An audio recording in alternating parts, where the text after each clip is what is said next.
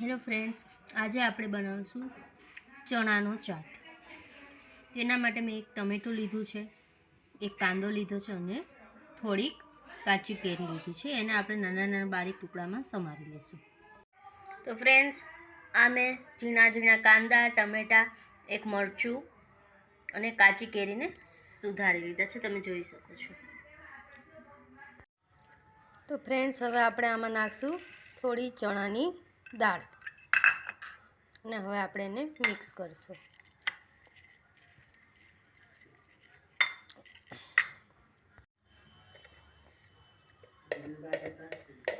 હવે આપણે એમાં થોડો ચાટ મસાલો ઉમેરીશું,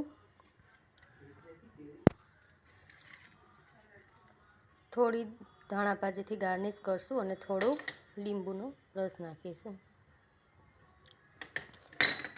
હવે એને સરસ રીતે હલાવી દઈશું આપણે। તો મિત્રો, આપણી ચણાની દાળ રેડી છે।